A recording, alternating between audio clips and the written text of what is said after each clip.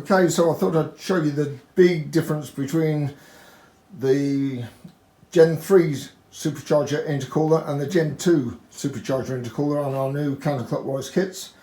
We've been waiting for the cords to come in for a little while now, but now they're in, we're able to show you the big difference.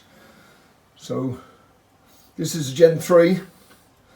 Not only has it got 4 more tubes than the Gen 2, so it's got 11 on the Gen 2 and 15 on the Gen 3.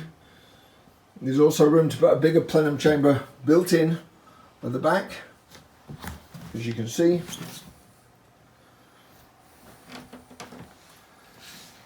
And the other differences, big differences, are obviously that the Gen 2 intercooler is attached to the throttle bodies by silicone hoses to these short stubs here, and the Gen 3 we have made 5-axis CNC'd throttle body extensions, stroke bell mouths, velocity stacks, whatever you like to call them, which incorporate the secondary throttle, secondary injectors. Now we've modified these secondary injectors. They flow 80% more than stock. It's quite a simple task if you've got an engineering shop to modify these injectors, and we think we should have enough fuel to run whatever we can get out of this setup. So we've had this together.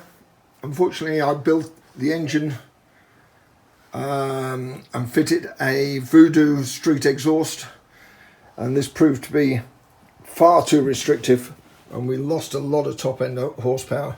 Mid-range was pretty good. We had 260 brake at 8,000, but then it nosed over and produced no real horsepower at the top end. So we're waiting for a Brock Penta full exhaust system to come from Brock Davidson in the States. Hopefully it'll be here this week. If it's here this week, then we'll get this intercooler back in place and we'll get the exhaust on, and we'll start testing again and hopefully get some really good results.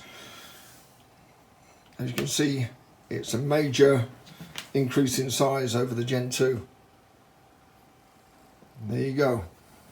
Onward and upward.